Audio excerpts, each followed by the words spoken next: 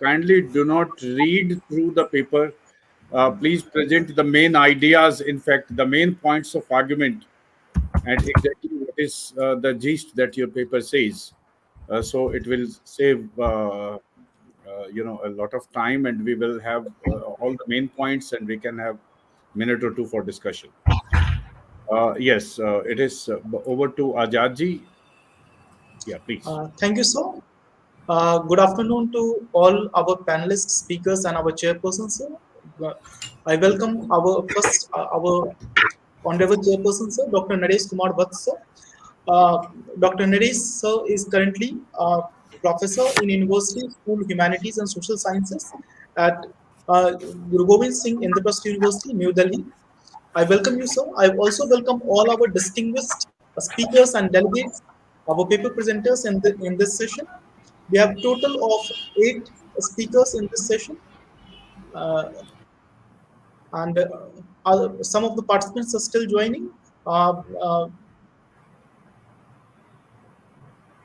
uh, uh, our audience is also joining us on Facebook and YouTube channel. Uh, I request if there are any queries or questions from our other participants on who are viewing us on Facebook or YouTube, may put up their queries in the comment box. Uh, our speakers will try to address those questions at the end of the session. Mr. Azad, am I audible now? You are audible, madam.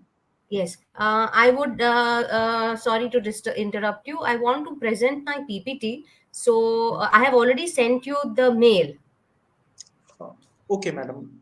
On Even the I think, madam, even you can share, I think, yourself. Yes. So In case if there is any problem, then I will tell Dr. Azad. Yes, sir. No problem. I've kept all those technical details. I will just keep in mind. Yes, sir. So, Ajadji, we can start. Sure, sir. If you allow me, then I would like to request our first speaker of today's academic session 1, Dr. Kiran Khinchiji. Dr. Kiran is assistant professor at Kendriya Sanskrit Vishwavidyalaya. Her title is Prachin Bharat में स्त्री की अवधारणा. धन्यवाद sir. नमः सभायै साध्यक्षायै. मैं doctor किरण खींची सत्र अध्यक्ष डॉक्टर नरेश कुमार भट्ट सर को सादर प्रणाम करती हूँ. हेरिटेज सोसाइटी के निदेशक प्रोफेसर अनंत आशुतोष द्विवेदी सर का हार्दिक आभार और कृतज्ञता ज्ञापित करती हूँ, जिन्होंने मुझे शोध पत्र प्रस्तुति का सुअवसर प्रदान किया. संचालक सर का मैं धन्यवाद ज्ञापन करती हूँ. और उपस्थित सभी विद्वान शिक्षकों को नमन करते हुए मेरे शोध शीर्षक प्राचीन भारत में स्त्री की अवधारणा और स्थिति पर मैं यथामति कुछ विचार प्रकट करना चाहती हूँ. मानव सभ्यता के आदिकाल से ही भारतवर्ष में स्त्री जाति का प्रशंसित स्थान रहा. वस्तुतः स्त्री ही मनुष्यता के इतिहास की प्रधान नायिका रही है. सृष्टिकर्ता या महाप्रकृति की सर्जना शक्ति का अप्रतिम उदाहरण स्वयं स्त्री अपने युग और सभ्यता की हमेशा प्रतीक रही है. इसलिए यदि किसी युग या समाज की सामाजिक सांस्कृतिक स्थितियों का आलोचन करना हो तो तात्कालिक स्त्री की स्थिति का समावलोकन अनिवार्य हो जाता है.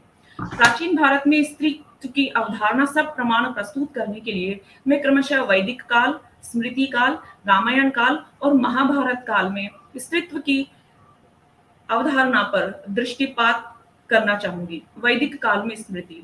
ब्रह्मा परम युज्यताम ब्रह्म पूर्वम ब्रह्मांततो मध्यतो ब्रह्म सर्वतः अनव्याधाम देवपुराम प्रपद्य शिवास्योना पति लोके विराज. अथर्ववेद के उपर्युक्त मंत्र में कार्यारंभ के पूर्व पश्चात मध्य में ब्रह्म का स्मरण करती हुई गृहस्थाश्रम की देवपुरी में विराजमान मंगलमयी सुखकारिणी स्त्री का विशद वर्णन किया गया है. वस्तुतः वैदिक काल में स्त्री ही गृह, समाज और राष्ट्र की आधारशिला थी, जो सुखदायी, सम्राज्ञी आदि नामों से पुकारी गई है. अहम केतु रहम मूर्धा उपयुक्त मंत्र में, ऋग्वेद के उपयुक्त मंत्र में स्त्री का स्वयं को गृहाश्रम की पताका और मूर्धा कहकर वर्णन किया गया है. इससे तात्कालिक नारी का सामान्य जनजीवन में मूर्धन्य स्थान ज्ञापित होता है. इसी प्रकार से असपत्नाग्नि ऋग्वेद के उपयुक्त मंत्र में स्त्री वीरांगना और शत्रु संहारक रूप में वर्णित है. स्पष्ट है कि तात्कालिक स्त्री यथा समय वीर्य और शौर्य का भी प्रदर्शन करती थी. ध्यातव्य है कि वेदोक्त पृथ्वी, उषा, नदी और गाय के वाची नाम ही प्रायः स्त्री शब्द के भी पर्याय हैं। यथा पृथ्वी के अन्य नाम गौ, क्षमा, क्षिति, अवनी, उर्वी और मही शब्द हैं। ये सभी शब्द स्त्री शब्द के भी पर्याय हैं। इससे नारी की गमनशीलता, कर्मण्यता, क्षमाशीलता, निवासक शक्ति, रक्षक शक्ति, विशालता और पूज्यता सूचित होती है। इसी प्रकार से अन्य उदाहरण भी हैं। वेदकालिक स्त्री सुशिक्षित और ज्ञान संपन्न थी, अतः उनके वेद विद्याओं, यज्ञादि कर्मों और शास्त्रार्थ में दक्ष होने के साथ साथ मंत्र दृष्टि होने के भी प्रमाण है। विश्ववारा, आमेयी, अपाला, घोषा, कक्षीवती आदि अनेक मंत्रदर्शिका ऋषिकाओं का होना उनकी उच्च शिक्षा का प्रतिपादक है। तथापि स्त्री की हीनता सिद्ध करने के कुछ उदाहरण हमें प्राप्त होते हैं, जैसे कि ऋग्वेद का मंत्र है, इंद्रश्चिद्घातदब्रवीत स्त्रियं अशास्त्रम मनः उतो अहम क्रतुम रघु। उपर्युक्त मंत्र का अर्थ कदाचित यह किया जाता है कि इंद्र ने कहा स्त्री के मन पर शासन नहीं किया जा सकता और उसकी बुद्धि तुच्छ होती है, किंतु यह अर्थ प्रस्तुत मंत्र की दुराग्रह पूर्वक व्याख्या या एकांगी विचार होने के कारण प्रस्तुत हुआ। यदि हम वैदिक कोश निघंटु को देखें तो ज्ञात होता है कि क्रतु शब्द कर्म और बुद्धि का वाचक है। इसी प्रकार से वैदिक मंत्रों में रघु शब्द तुच्छ अर्थ में नहीं अपितु क्रियाशील, वेगवान, शीघ्रगामी अर्थों में प्रयुक्त शब्द है। उदाहरणार्थ अत्योनवाजी रघुरज्यमानः, यह ऋग्वेद का मंत्र है। यहाँ वेगशील अश्व के लिए शीघ्रगामी अर्थ में रघु शब्द प्रयुक्त हुआ है, तो फिर स्त्री विषयक मंत्र में इस शब्द का अर्थ तुच्छ ग्रहण करना केवल दुराग्रह पूर्वक व्याख्यान ही होगा। अतः इंद्रश्चिद्घा इस मंत्र का अर्थ इस प्रकार किया जाना चाहिए, इंद्र ने कहा कि स्त्री के मन पर अनुशासन या अंकुश नहीं होना चाहिए, क्योंकि उसकी बुद्धि और विचार बहुत वेगशील और सक्रिय होते हैं। वस्तुतः यह मंत्र स्त्रियों को अनावश्यक अंकुश से मुक्त करने और वैचारिक स्वतंत्रता देने पर बल देता है। इसी प्रकार से यदि हम स्त्री विरोधी अन्य मंत्रों की भी सर्वांगीण और सब प्रमाण विवेचना करें तो ज्ञात होता है कि ये मंत्र प्रगतिशील स्त्री का सम्मान और स्वागत करते हैं, न कि कोई बाधा उत्पन्न करते हैं। निष्कर्षतः यह वक्तव्य है कि वैदिक काल में स्त्री पुरुष को समान स्थान प्राप्त है और दोनों परस्पर पूरक हैं। केवल स्त्री होने से कोई निंदनीय नहीं है और केवल पुरुष होने से कोई पूजनीय नहीं है, अपितु तद्गत गुण, प्रतिभा, बुद्धि ही उन्हें परिवार, समाज, राष्ट्र में उच्च स्थान का पात्र बनाते हैं। स्मृति काल में स्त्री। याज्ञवल्क्य स्मृतिकार का मत है कि सोम देवता ने स्त्रियों को पवित्रता प्रदान की, गंधर्व ने शुभवाणी दी, अग्नि देवता ने सर्वमेध्यत्व प्रदान किया है, अतः स्त्रियां सदैव पवित्र होती है। सोमः शौचम ददावासाम गंधर्वश्च शुभाम गिरम पावकम सर्वमेध्यत्वम मिथ्या वै योषितो ह्यतः। प्राय इसी प्रकार के विचार अत्रि स्मृति, बोधायन स्मृति, बृहद पराशर स्मृति में भी दृष्टिगत होते हैं। स्त्री को श्रेष्ठ और प्रशंसनीय स्थान देकर भी प्रायः स्मृतियों में स्त्री को वैदिक कालिक स्त्री के समकक्ष अधिकारी स्वतंत्रता प्राप्त नहीं थी, अपितु धर्मकृत्य, श्रेष्ठ रति, संतानोत्पत्ति, पति सेवा, पति आज्ञा पालन आदि का उत्तरदायित्व ही उसका सर्वस्व था। तत्कालीन समाज में विद्यमान नारी विषयक उपेक्षा भाव इससे स्पष्ट है कि कन्या के शरीर की पवित्रता के लिए संपूर्ण संस्कार यथा समय किए जाएं, किंतु बिना मंत्रों के। वस्तुतः एक और स्त्री को पूज्य और प्रतिष्ठित गरिमामय स्वीकार करना, किंतु दूसरी ओर इसे इस तरह के प्रतिबंधों से युक्त करना तात्कालिक पुरुष प्रधान समाज की मनोवृत्ति का स्पष्ट उदाहरण है। किंतु महर्षि मनु या अन्य स्मृतिकार स्त्री विरोधी न होकर समाज आचरण के दिग्दर्शक थे। वर्ण संकरता का उन्होंने स्पष्ट विरोध किया और उसे मानव समाज के विनाश का कारण माना। इस कारण ही उन्होंने सामाजिकों पर यथोचित प्रतिबंध लगाए, चाहे वह पुरुष हो या स्त्री। उन्होंने स्त्री और पुरुष के चारित्रिक दोष के लिए प्रायश्चित्त और दंड का विधान प्रतिपादित किया, जिससे समाज में आचरण और व्यवस्था बनी रहे। तात्कालिक स्थितियों में आचार और व्यवहार की शुद्धता को समाज की कसौटी माना जाता था। चरित्रहीनता, दुराचार और व्यभिचार को निरुत्साहित करने के लिए तथैव सच्चरित्रता और सदाचरण को प्रोत्साहित करने के लिए इस प्रकार की कठोर व्यवस्था का प्रतिपादन किया गया। निष्कर्ष रूप में स्त्री कालिक स्त्री की स्थिति यथार्थ परक होने के साथ साथ वंदनीय और रक्षणीय थी। यह भारतीय संस्कृति के लिए सदैव स्मरणीय है कि यत्र नार्यस्तु पूज्यन्ते रमन्ते तत्र देवताः का आदर्श स्मृतियों से ही गृहीत है। रामायण काल में स्त्री अपनी रचना से लेकर आज तक प्रत्येक युग की भारतीय सभ्यता के लिए परम आदर्श रामायण एक आचार संहिता के रूप में हमारे मस्तिष्क में उपस्थित रहती है, जो आचरण का एक आदर्श रूप प्रस्तुत करती है। इस आदर्श काल में माता, गुरु माता, पत्नी, तापसी, साध्वी, कन्या, युवती इत्यादि सभी रूपों में तात्कालिक स्त्री श्लाघ्य और वंदनीय थी। पत्नियां आवश्यकतानुसार अपने पति को परामर्श, प्रेरणा और कर्तव्य का उपदेश भी देती थी, जैसे कि कौशल्या, कैकेयी, मंदोदरी, सीता आदि स्त्रियां अपने महाराज पति को भी परामर्श देती थी। यद्यपि जनसाधारण को उसके द्वारा उपदेश देने का कोई प्रसंग प्राप्त नहीं होता है, तथापि धर्म विरुद्ध आचरण करने वाले को स्त्रियों द्वारा दिए गए धर्मोपदेश से उनका शास्त्र ज्ञान परिलक्षित होता है।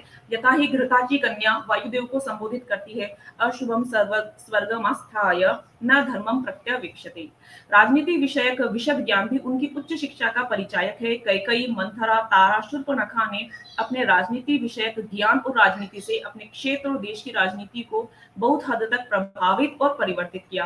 कैकेयी की राजनीतिक चतुरता दशरथ की उक्ति से सुस्पष्ट है, अहम च ही मदीयाश्च सर्वे तव वशानुगुणाः। इसी प्रकार से रामायण कालिक स्त्री को राज्य करने की भी स्वतंत्रता थी, जिसका उदाहरण अयोध्या कांड में श्री राम गमन अवसर पर गुरु वशिष्ठ की उक्ति है, न गंतव्यम वनम देव्या सीतया शीलवर्जिते अनुष्ठास्यति रामस्य सीता प्रकृतम आसनम। इसी प्रकार से दंडकारण्य में सीता द्वारा श्री राम को दिया गया उपदेश सर्वतोभावेन शास्त्र और नीति पर आधारित था। क्वच शास्त्रम क्वच वनम क्वच शास्त्रम तपः क्वच। तात्कालिक स्त्री के सामान्य व्यवहार आचरण से ज्ञात होता है कि उन्हें वैदिक साहित्य, अर्थशास्त्र, दंड नीति, वार्ता, इतिहास, पुराण, ज्योतिष शास्त्र एवं ललित कलाओं का प्रचुर ज्ञान था। न केवल जनक पुत्री सीता अपितु कौशल्या भी वैदिक क्रियाओं में पारंगत थी। महर्षि विश्वामित्र के साथ श्री राम के गमन समय राजा दशरथ के साथ कौशल्या ने भी उनका स्वस्त्ययन किया। युद्ध क्षेत्र में पत्नी द्वारा पति का अनुसरण करना उनके स्वातंत्र्य का परिचायक है। कई द्वारा राजा दशरथ के साथ न केवल युद्ध क्षेत्र में जाना अपितु अपने पति की प्राण रक्षा करना इसका स्पष्ट उदाहरण है। इससे स्त्रियों की युद्ध कला में प्रवीणता भी स्पष्ट होती है। निष्कर्ष रूप में यद्यपि वैदिक काल की अपेक्षा कालांतर में स्त्री स्थिति में हीनता अवश्य आई, तथापि अधिकांश रूप में रामायण कालिक स्त्री स्वतंत्रता और अधिकार संपन्न, शील और सच्चरित्र युक्त, विविध कलाओं और शास्त्रों में प्रवीण पुरुष प्रधान समाज में सुदृढ़ नारी शक्ति की परिचायक है। महाभारत काल में स्त्री। भारतीय सभ्यता का निर्णायक महाभारत एक गूढ़ार्थमय शास्त्र, राजनीतिक दर्शन, कर्मयोग, प्रवचन व आर्य जाति का इतिहास है। इस महान ग्रंथ में तात्कालिक स्त्री धार्मिक, राजनीतिक, सामाजिक स्थिति में सशक्त, आत्मविश्वासी प्रतीत होती है। वहां कन्या जन्म शोक योग्य न होकर उत्सव का अवसर होता था। ऋषियों, महाराजाओं, महारानियों द्वारा भी कन्या जन्म की कामना प्रशंसनीय है। यथा ही गांधारी पुत्री प्राप्ति के लिए प्रबल इच्छा प्रकट करती है। अधिका किल नारीणाम प्रीतिर्जामात्रिजा भवेत् यदि नाम ममापि स्यात् दुहितैका शताधिका। तात्कालिक स्त्री प्रायः शास्त्रज्ञ, कला प्रवीण और सदाचारी रूप में परिलक्षित होती है, जो उनकी उच्च शिक्षा का परिचायक है। यथा ही विवाहोपरांत द्रौपदी को दिए गए आशीर्वाद में कुंती द्वारा दी गई स्त्री धर्म की शिक्षा उसकी धर्मज्ञता और शास्त्रज्ञता का सर्वोत्तम निदर्शन है। यथेन्द्राणि हरिहये स्वाहा चैव विभावसौ रोहिणी च यथा सौमे दमयंती यथा नले। इसी प्रकार से सभा पर्व में चीरहरण के बाद धृतराष्ट्र द्वारा 2 वर के बाद तीसरा वर मांगने के आग्रह पर द्रौपदी की उक्ति उसकी धर्मज्ञता, शास्त्रज्ञता और आत्मसंयम को उद्घाटित करती है। लोभो धर्मस्य नाशाय भगवा नाहमुत्सहे अनर्हा वरमादातुम तृतीयम राजसत्तम। अर्थात क्षत्रिय स्त्री होने के कारण मैं 2 ही वर मांगने के योग्य हूँ। अरुंधति की तत्वज्ञता और लोकोत्तर ज्ञान के कारण ऋषिगण, पितृगण, देवताओं ने अरुंधति से धर्मोपदेश की प्रार्थना की। तथापि अनेक स्थलों पर स्त्री विषयक निंदा दृष्टिगोचर होती है, जो तात्कालिक समाज में व्याप्त संकीर्ण मनोभावों को उजागर करती है। यथा ही न च स्त्रीणां क्रियाः काश्चिदिति धर्मो व्यवस्थितः निरिन्द्रियः शास्त्राश्च स्त्रियो अनृतमिति श्रुतिः। स्त्रियों की परतंत्रता विषयक उक्ति प्रगतिशील समाज में बाधक है। नारी नास्ति स्वतंत्रता स्त्रीणाम् अस्वतंत्रा हि योषितः प्रजापति मतम हि एतन्न स्त्री स्वातंत्र्यम् अर्हति। वस्तुतः स्त्री निंदा की ये कथन एकांगी और दुराग्रह पूर्वक व्याख्यान मानकर उपेक्षणीय है, क्योंकि जी sir, You are requested to conclude now. Yes sir. Please निष्कर्ष conclude. रूप में यस सर जस्ट 1 मिनट। निष्कर्ष रूप में प्राचीन भारत में गुणी, प्रतिभा संपन्न, विदुषी और शील आचरण युक्त स्त्रियों ने हमेशा अपने समाज में सर्वोच्च स्थान प्राप्त किया और युगों युगों तक प्रशंसनीय, वंदनीय और अनुकरणीय रही है। अतः यह कथन अवश्य ही स्वयं सिद्ध है कि प्राचीन भारत में स्त्री की श्रेष्ठ और गरिमामय स्थिति रही है। धन्यवाद sir. Thank you, Dr. Kiran. I may now request Dr. Vidya Rao, madam, to kindly present. Dr. Vidya Rao is currently Associate Professor in Department of English, Bhavan Seth RA College of Arts and Commerce in Gujarat. She will be presenting on women and the women colorful mosaic handicrafts of Gujarat as Sridhan. Over to you, ma'am. Namaskar, sir. Good afternoon to the chairperson of the session, Dr. Naresh Kumar Vats, to all my fellow participants and the organizers of this international conference. Here is wishing you all a very happy Women's Day. There is a Mexican proverb which says, "They tried to bury us. They did not know we were the seeds." From these seeds grow unique plants, enduring trees with strong roots and identities. My presentation title is Women and the Woven Colorful Mosaic, Handicrafts of Gujarat as Stridhan.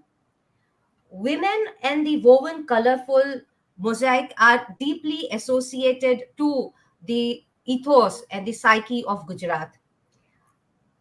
Voices of these indestructible narratives of women artisans and craftsmen who weave magical and mystical dreams through their handicrafts is what I would like to highlight in my short presentation. Culture as a way of life. No other culture on the planet has the variety of views that India has, says the esteemed Sadhguru. Culture is the way of life, a quality of mind, life, and civilization. The way we define culture depends on the way one interprets it and changes with age, times, and place. Indian culture tells us of the lived past, narrates the present, and adds value to the future. Next. Indian culture and crafts, heterogeneous and indigenous. Indian culture has varied manifestations. It is a combination of several cultures which has imbibed and endured the influences of the ancient times. The various rulers, the Western and the modern influences. Crafts reflect the indigenous culture and traditions of a particular place and state.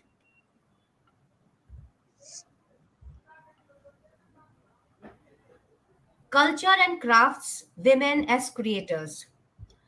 Women, we are said to be the bearers of one's culture. Sensitivity of crafts is associated with the sensitivity of women, and folk and tribal art forms in India have a symbolic significance in people's lives. Crafts for women shape the ritual, spiritual framework of the Indian psyche. The crafts are also associated with their daily household chores and belief systems.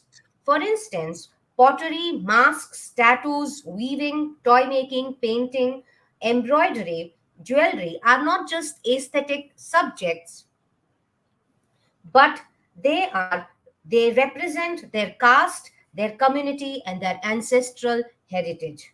The folk spirit has a tremendous role to play in the development of art and in the overall consciousness of the indigenous culture. Next.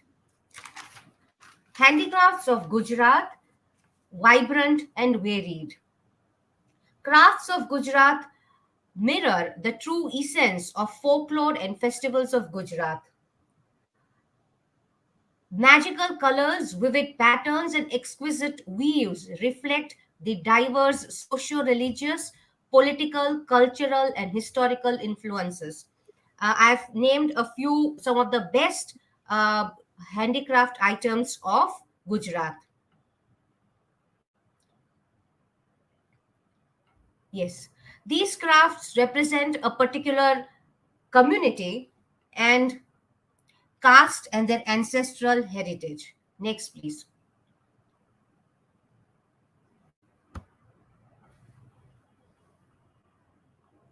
Women and Stridhan. The entire focus of my paper is to emphasize how a particular handicraft, that is the patola saris, are an important part of the woman after during her marriage rituals. So women in or dhan, all of us know that it comprises of two words. Stri is woman and dhan means woman's property, and we find references of the stridhan even in Arthashastra and Manu Samhita. And how the ancient times have qualified how women can be made self-reliant and economically self-independent because of the stridhan that was given to them. Next, patola saris as stridhan. In Gujarat, the hand-woven patola saris are part of a woman's stridhan. Patola saris have a royal history woven by the Salvi caste.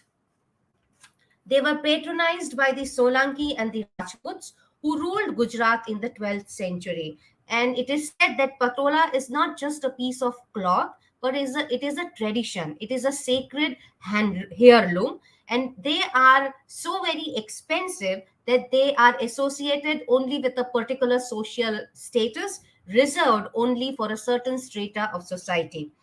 Another important point to be noted is the craftsmanship of patola is only passed on to the family members, and no one else outside the family can learn the weaving patterns of the patola. Next, designs, symbols, and luck. The designs used in the patola include the shikhar, that is the square, which denotes security once again, elephant, parrot, peacock, kalash, leaves, flowers, and humans, which are used extensively as symbols of saubhagya, that is the things which are given when a woman gets married. They are supposed to bring good luck to women at the time of marriage. Very importantly, these designs are inspired by the heritage architecture of Gujarat. And what is surprising is that the patola has also reached Indonesia, Malaysia, and Thailand. In Indonesia, wearing a patola was a matter of great pride. They call it the cloth of Ma, that is, meaning a cloth created by the god himself. And therefore we can see we understand the value and the significance of patola in a woman's life. These are some of the traditional patterns of patola, which are hand woven using the double woven silk threads. And it is a saying in Gujarati saying that padi patole bhat fate pan fite nahi, that is that once the design is laid down on the patola saris, they may wear out, the designs may wear out, but they shall never fade. That is the kind of significance, and that is the kind of colors, the natural dyes that were used to that are still used to weave the patola saris. Next,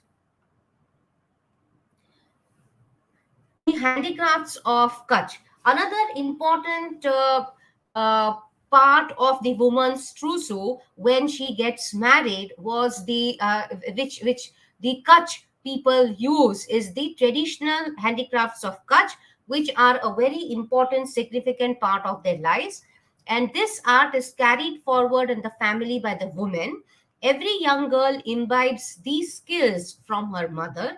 Right from childhood, she begins making her wedding trousseau called the stirtan, and it comprises of the long embroidered blouses called the kanjaris, batwas, scarves, and ghagras. The most famous rabari embroidery is made by the Lohana community using mirror work, which centers around events, festivals, and occasions. Next, you will see that I have chosen some of the best embroidery patterns, which are most colorful and very intricate and very exquisitely done in these three photographs. Next, intricate beadwork also which is done by women. These are small beads which are especially used as torans at the front of the house. And again, we should remember that all these are part of the woman's trousseau, which are so very important when a girl gets married. Next. uh, my entire focus of this paper was to show that how women use their own powers, their own artisan skills, their craftsmanship to elevate, to empower, to enrich other women. Women have always believed that a handicraft has to be taken forward, it has to be taught to others. A traditional form of art has to be passed on over generations, and crafts as part of her stridhan not only give her financial security but also become part of her cultural heritage, which with which she can easily identify her being. And on this International Women's Day, our conference, which deals with narratives and discourses of a woman's identity, this PPT and this presentation is a voice, adds voices to these kind of women artisans. In the present scenario, varied crafts of India are explored, designed, produced, and marketed by women. There are a number of NGOs uh, which are led by women and which employ primarily women in as their main artisans. Leading fashion designers, NGOs, agencies, and organizations which are led by women aim at self independence, self development, and self oriented goals. And therefore, on this day, I would like to dedicate this presentation to those handicraft crafts women who symbolize the ethos of the Gujarati culture. I would like to end my presentation by saying that you can't use up creativity. The more you use, the more you have. That is a very well-known saying by Maya Angelou, where these women artisans have displayed in whatever living conditions that they can show the best of creativity in their various handicraft items. Thank you very much for giving me this opportunity. Thank you, sir. Thank you, madam. I may now request Dr. Rachna Thakkar, Assistant Professor in Department of Commerce, San Xavier College of Management and Technology, Patna, to kindly present. Her topic is Changing Role of Women from Ancient Times to Modern Times. Good afternoon, sir. Am I audible? You are audible, Rachna. I have shared my screen. Is it visible to everyone? Yeah, it is visible. Okay, thank you. A very warm good afternoon to our chairperson, Dr. Naresh sir, and the moderator, Ajad sir, and all the participants present over here. I, Rachna Thakkar, Assistant Professor, Department of Commerce, St. Xavier's College of Management and Technology, feel privileged and thanks to the Heritage Society for giving me an opportunity to present my paper on the topic Changing Role of Women from Ancient Time to the Modern Times. Before I start my presentation, I would like to wish all the women present here a very happy Women's Day. But I would also like to mention it's not only about one day of a celebration, but every day it's a Women Day. If I talk about my paper, I would like to start with the word women. If I segregate who plus men, that means without man means she herself is individually strong pillar. Without her nothing is possible.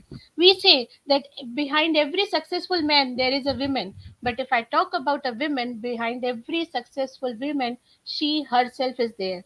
Mahatma Gandhi has also said to call a woman to the weaker sex is a libel. It's man injustice to the women. So, if I go further, in my paper, I have focused about the issues associated with the agility in the status of a woman, literally from the ancient, medieval, and the modern era. She is the one who can play the many roles like a mother, wife, daughter, sister, daughter in law, and many more. Because of this, women are admired and rendered a substantial involvement towards the leading well-being of the family and to the society. In Indian society, we see the many changes have been seen, whether it is a socially, politically, economically, and legally. The women's status is shift from the ancient times to the modern times.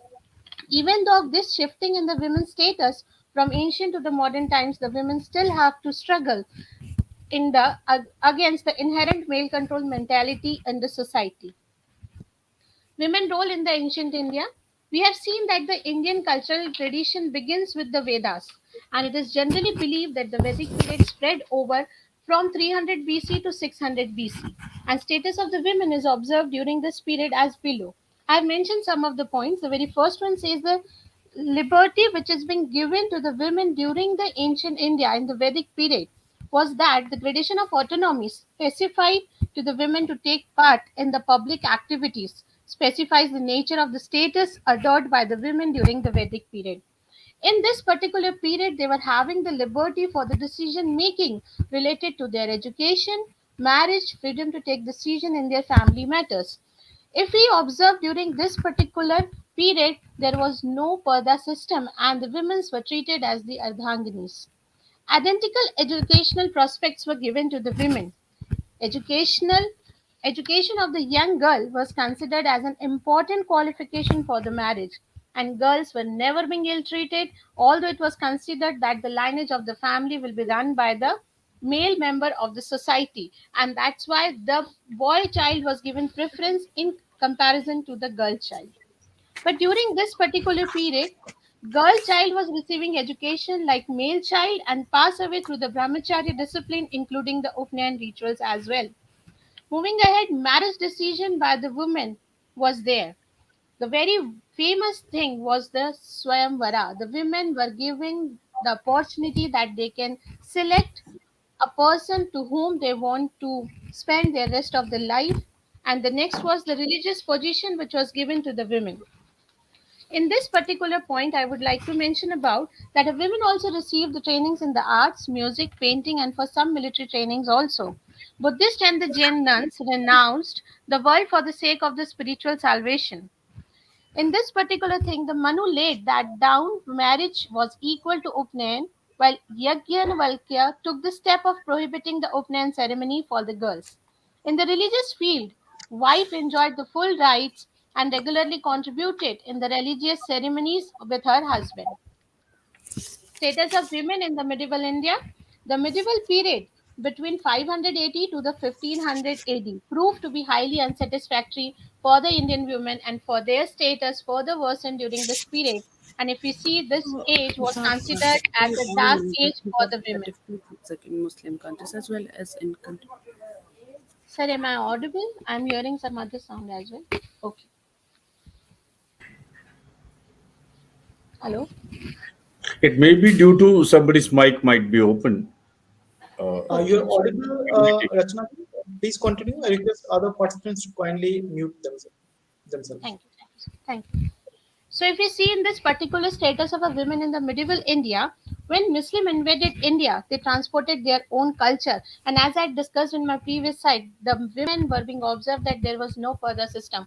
But in this particular medieval India, where I'm mentioning that this wasn't termed as a dark age for the women, here we have observed that the Muslim, when they invaded to India, they transported their own culture. And from here, we can see the Parda system and the harem system were started for the women's.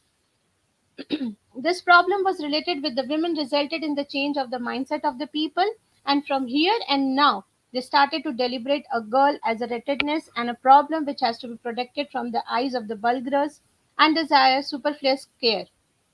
On the other hand, if we say boy child was earning hand for the family, consequently a spiteful spare started in which woman was at the receiving end, and all contributed upsurge to the novel problems. And these problems was child marriage, sati, jawar, restrictions on the girl child education were the major issues during this period. Moving on to the status of the women in the modern times. The status of the women in the modern time, in the modern India, we can say is a sort of a paradox. If one hand, she is the crowning of the ladder of the success, but the other hand, she is silently anguished, the veracity aggrieved on her by her own peculiar family members. We have seen nowadays, we see the women's working in the night shift as well. They are getting the education also, they are getting all the equalities in the society.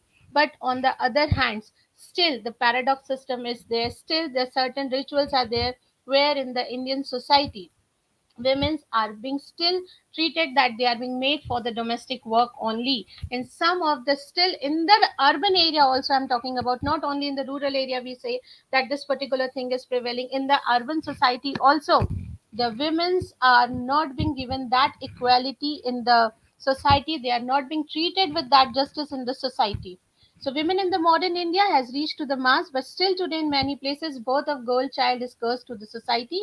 So in the present day scenario, no field is left untouched by the women, whether it is politics, entertainment, social service, art, science, everywhere women has made their remarkable status in the society by their work. Moving ahead, I have mentioned about the certain problems that are being faced by the Indian women. That is the dearth of the education, dearth of power, ill treatment, dowry, and crime against the women. One way we are talking about the modern India, but the another way we are still lacking in giving the education, giving the power to the women in the society. Initiative for the women taken by the government are Beti Bachao Beti Padhao, that is meant for uplifting the women in the sphere of the women's education. Then Sukanya Samriddhi account meant to help the families save for their daughters. One stop center scheme meant to offer easy access for the women suffering from domestic abuse or violence or needing support. Then Pradhan Mantri Ujjwala Yojana meant to offer free LPG connections to the women living below the poverty line. So these are the certain initiatives which is being offered by the government. Even government of India has taken many initiatives for the women empowerment, where in the article 14 and 16 under the right to equality, article 14 and 18 of Indian constitution lays down the equal right for the men and the women. Any form of the discrimination based on the gender is strictly prohibited. But if we see in our society, still the gender discrimination is prevailing in the society. There are the certain acts which I have mentioned: Dowry Prohibition Act 1961, National Plan of Action for the Girl Child 91 2000, National Commission for Women 92, Protection of Women from the Domestic Violence 2005. Moving ahead, I would like to conclude that in Vedic India, women did not relish a mediocre status rather than occupied a pedestrian place. They had a plentiful civic liberties in the social and the religious field, unlimited rights in the economic and the political field, but they were not treated as a mediocre or inferior, but equal to the men. So if we see, we have honored our country as a motherland, Bharat Mata, and our nationalism has grown up from the seed mantra Vande Matram. Status of women in the society is directly to the standard of social organization. So, though through this study, I come to the conclusion that as the women has equal contribution in the human development, she is half of the human race, but she lacks in the society. Women are not treated with the respect as in the Indian ancient history. Lot of crime against the women is seen in the modern society. Constitutional provisions are not sufficient to get the respectable position in the society. So tremendous change has been observed in the role of women from the ancient to the medieval and from medieval to the modern era, we somewhere stand we somewhere stand in the position where we earlier. So despite of many initiatives taken by the government, still loopholes are prevailing in the society. So thank you so much for giving me the opportunity to present today. Uh, Thank you, Rachna ji. I may now request Dr. Manita Kaur Briddhi, Assistant Professor, Government College, Bichwa, District Chhindwara, to kindly present. Her title is विभिन्न कालों में नारी की स्थिति का विश्लेषणात्मक अध्ययन. मनीता जी से निवेदन रहेगा कि वो अपने प्रेजेंटेशन दें. Your mic is mute, Dr. Manita. You are requested to unmute yourself. Thank you, sir. First of all, giving me this opportunity, and happy Women's Day, all of you. आज मेरा जो प्रेजेंटेशन का topic है विभिन्न कालों में नारी की स्थिति का विश्लेषणात्मक अध्ययन. नारी समस्त प्रगति की मूलाधार है. वह गुण निर्माण के लिए तत्पर है. अपने कर्तव्यों एवं अधिकारों के लिए कटिबद्ध होकर कार्य क्षेत्र में उतर रही है. वैदिक काल में नारी की स्थिति अत्यंत सम्मानीय थी. उसे पुत्री, पत्नी और माता तीनों रूपों में गौरव प्राप्त था. प्राचीन और अर्वाचीन विचारक नारी को संस्कृति एवं सभ्यता का मेरुदंड मानते हैं। विश्व की सभी संस्कृतियों में नारी के प्रति विशेष उदार और उन्नत विचार रखे गए हैं। नारी को शक्ति का महान भंडार और परिवार की नींव माना गया है। परंतु इन सब के पश्चात भी व्यवहारिक रूप में नारी की स्थिति ऐसी नहीं रही है। समय के साथ इसमें परिवर्तन आए हैं। भारत में स्त्रियों की स्थिति का विषय अनेक दृष्टियों से महत्वपूर्ण है, इसलिए अपने शोध पत्र में विभिन्न कालों में नारी की स्थिति का अध्ययन किया गया है। महिलाओं की सामाजिक, धार्मिक, पारिवारिक और राजनीतिक स्थिति में आए बदलावों की मीमांसा करने का छोटा सा प्रयास किया है। अर्वाचीन युग में जब एक और लैंगिक असमानता को नकारात्मक संदर्भों में निरूपित किया जा रहा है, वहीं दूसरी ओर स्त्री पुरुषों के बीच अधिकाधिक समानता के सामाजिक और वैधानिक प्रयत्न किए जा रहे हैं। ऐसी स्थिति में आदिकाल से वर्तमान तक भारतीय समाज में नारियों की स्थिति, उनकी संघर्षग्रस्त अवस्था का विश्लेषण अनिवार्य प्रतीत होता है। वैदिक काल में पत्नियां देवी की तरह ही प्रतिष्ठित पूजा योग्य थी। वेद, उपनिषद काल, स्मृति काल में उन्हें विद्या ग्रहण करने का अधिकार था। स्त्रियों को दार्शनिक संवादों में भाग लेने की स्वतंत्रता थी। हॉपकिंस का मत है कि स्त्रियों को नृत्य, गायन की शिक्षा में प्रवीणता के लिए प्रेरित किया जाता था। ऐसा तैत्तिरीय संहिता, मैत्रेयी संहिता और सतपथ में उल्लेख मिलता है। प्रत्येक युग में नारी को पुरुषों की अर्धांगिनी स्वीकारा गया है। यह मूल विचार वैदिक युग से ही अस्तित्व में आया है। वैदिक भारत के समाज की स्थिति आदर्श मूलक थी। उसमें नैतिक वातावरण का प्राधान्य था।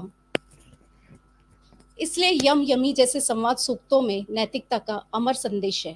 निश्चय ही वैदिक समाज में भारतीय नारी परिवार का वहन करती थी। वह ब्रह्मवादिनी और मंत्र दुष्टा भी थी। अगस्त मुनि की पत्नी लोपामुद्रा के तप, त्याग, संयम और पतिव्रत की पर्याप्त प्रशंसा की गई है।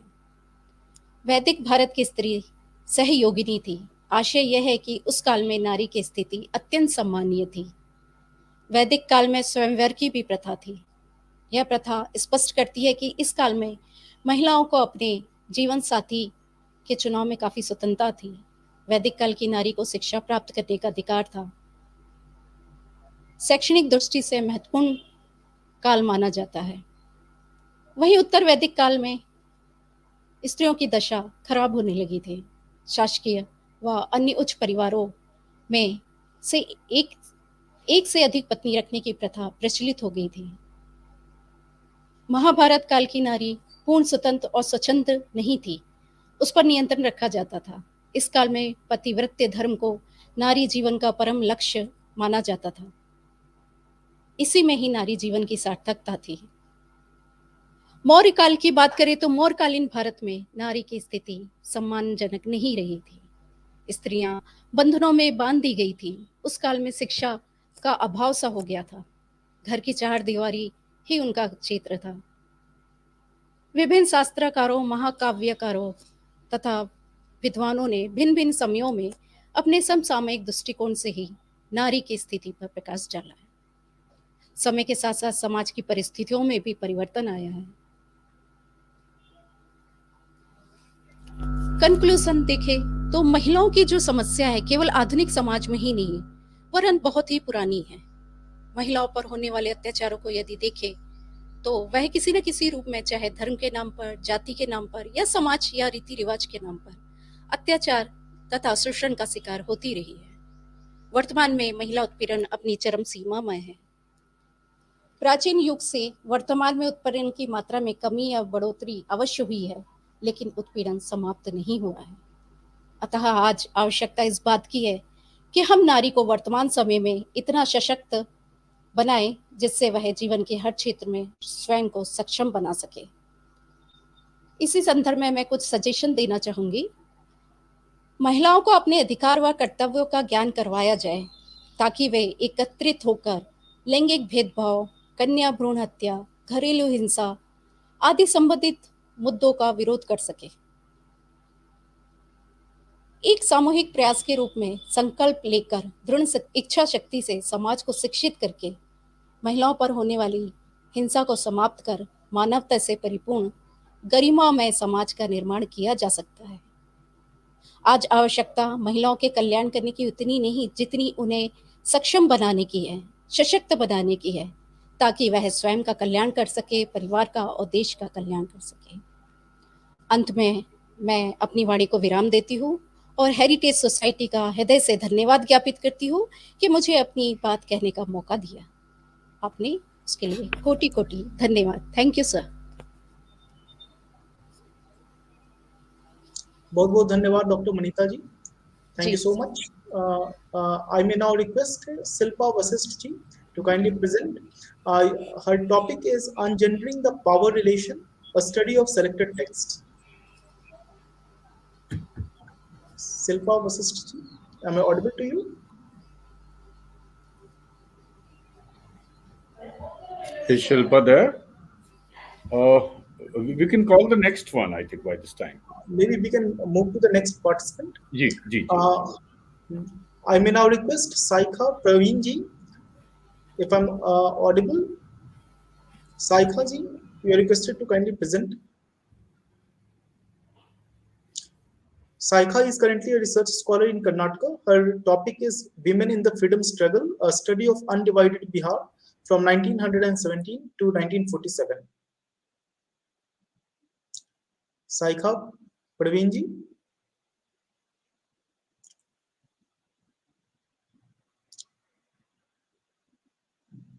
Disnara, I'm audible. Are you there? Yes, sir, I'm here. Yeah. Should I present? I may request Disnara ji to kindly present. Other participants Yes, will sir. be working with us.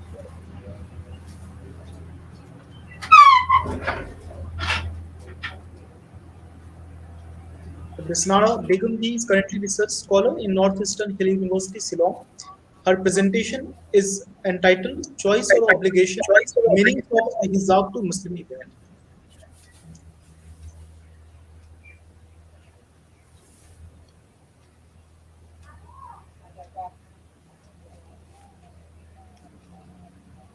I hope my slide is visible, sir. Your slide is visible. Your camera is off. Oh, sir. Sorry, sir. For some inconvenience, I cannot open my camera. Okay, no problem. Is it? I think it's okay, sir. It's okay.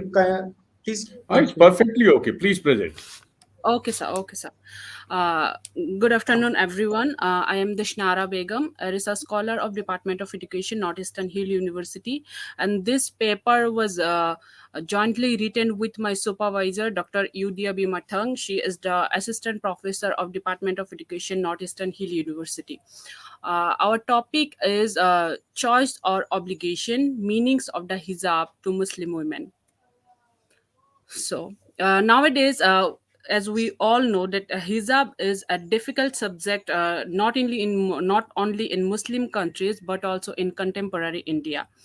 And the focus of our paper is to investigate the concept of hijab and the assertion of wearing it by Muslim women of different status, like educational level and their marital status.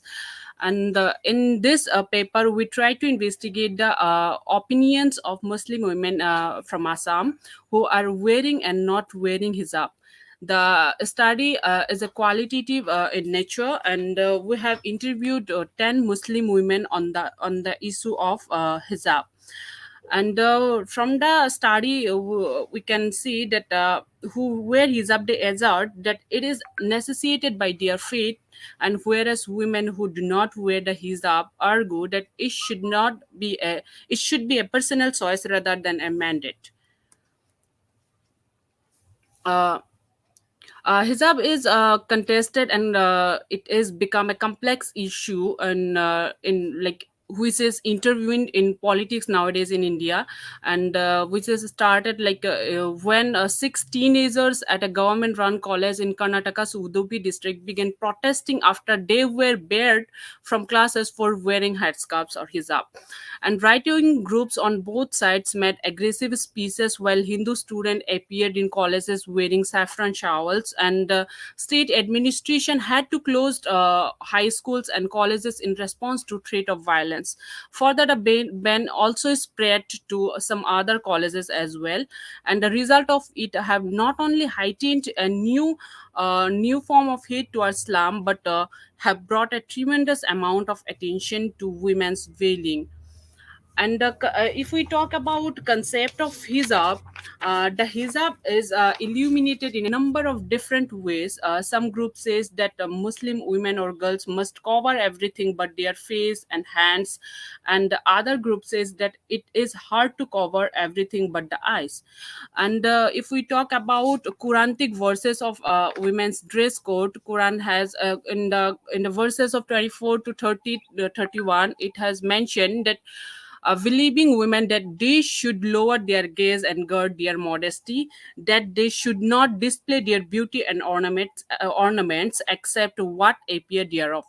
And 33, 58 to 59 verses of Novel Quran, it is mentioned there that, O Prophet, tell the wives and daughters and the believing women that they should cast their outer garments over their persons when they are in abroad. This is most convenient that they should be known and not molested. And if we talk about hijab, the true meaning of hijab is to keep one's private parts and adornments covered in order to maintain modesty in all aspects of life. And the veiling refers to a variety of methods in which Muslim women wear the headscarf. The image is showing like the first one is hijab, which is like it's more like a scarf which covers the hair only, the niqab that covers face showing only eyes, and the burqa which is a full face and body covering associated mostly with Afghanistan, and the sadr a full body cloak, which is most common in Iran, and the khimars covers the hair, neck and shoulder. These are the common form of women veiling. And Pew Research Organization, which is based on Washington D.C., they have conducted a report in Religion in India, Tolerance and Segregation, which is published in June 2021. This is the survey report of Pew Research Group, Washington D.C., and they have found that 9 out of 10 Muslim in India cover their heads in various forms when they step out of their homes. This practice was largely independent of age, regional location, financial condition, and level of religiosity of the respondent. This is the reason-wise data of wearing hijab, and this one financial condition and religiosity. And this is the report given by Pew Research Organization, and they have found this one. And the methodology of my present study, it is qualitative, and 10 Muslim women we have selected. Three of them are research scholar, one is married research scholar, two is unmarried, and or two postgraduate student, one is married and one is unmarried, one graduate, two higher secondary, one married, one unmarried, and below matriculation too. And because of the time constraint, we cannot select the most women, because we have to interview them again. That's why we have selected only 10 Muslim women from Assam. The findings, I have prepared an interview schedule. The interview schedule was covered the questions like, do you wear hijab, what does wearing hijab mean to you, and do you face discrimination for wearing it, and does wearing hijab in school and colleges is justifiable, in your family are there women who wear the hijab. This is kind of questions we have asked to them, and according to their response, I have analyzed the findings of the present study. So, according to the participant one, she is a research scholar from Jamia Millia Islamia University, and in her response, she said that she doesn't wear hijab. She responded that, I believe that wearing hijab is based on your culture and tradition, and for her, society to society, wearing hijab is differs. And as Assamese people in Assam, they follow Assamese culture more, wearing hijab is not that prevalent here. She added that she personally don't support hijab, and for her it is a symbol of patriarchal society, and it is become a fashion. It is become kind of fashion nowadays, and she further illustrated that. Wearing hijab in schools or colleges should not be banned. According to her, women who are wearing hijab as a choice should allow for that under the dress code of the institution. The participant said that in her family, no one wears hijab, but her mother covers her head with a dupatta when she goes out, and moreover, she becomes a. She said that after marriage, it's become a compulsion in our society to wear hijab or cover your head with dupatta. Then participant 2, she is a research scholar. She is married. She is the research scholar of Cotton University. She said that she doesn't wear hijab. Uh, uh, she added that for her, wearing hijab is not something strictness. It should be willingness, and she also added that it is a fashion for her, and she is not wearing hijab because she don't feel the need of wearing it. She lasted in her response that in India, wearing hijab become a more a political matter than religious. The participant further explained that if someone wants to wear hijab in school or colleges, then until or unless it is hampering their study, it should be allowed. Sila said that in her family, her mother doesn't wear it, and but some of her cousin wear it after marriage. Participant 3, she is a research scholar of Northeastern Hill University. In her response, she explained that wearing hijab is a personal choice.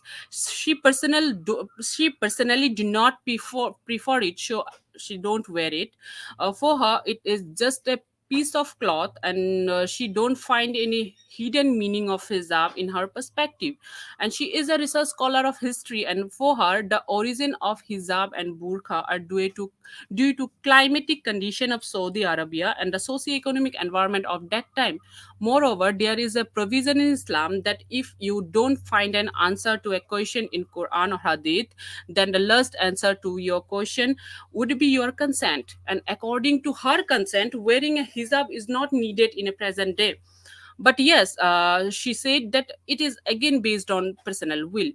The participant further illustrate that wearing hijab is not going to increase one intelligence, or even it won't decrease the same. Therefore, there is no connection between the piece of cloth with the educational institution. For her, banning hijab in school and colleges is a kind of imposition.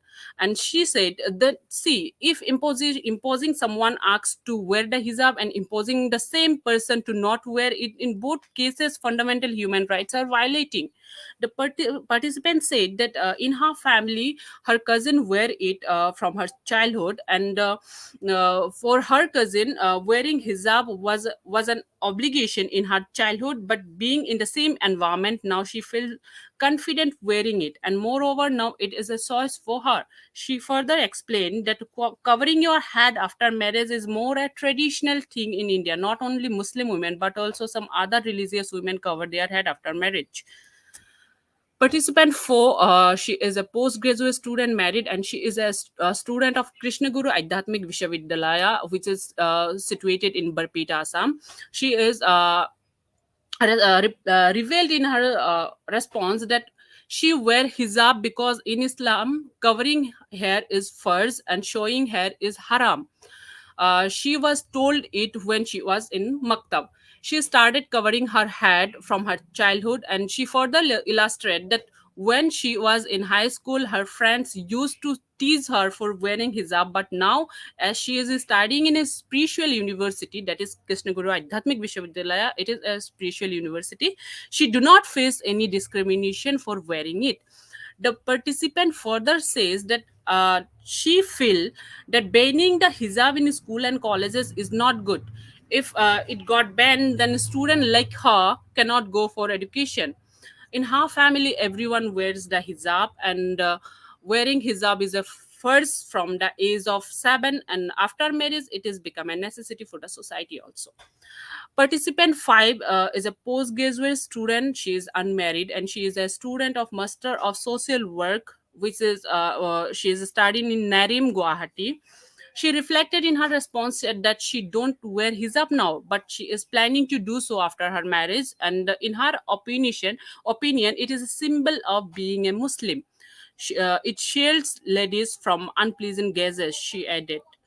Uh, According to the participant, wearing a hijab in school and colleges should obey the institutional dress code, while wearing a burqa in an educational institution should be forbidden.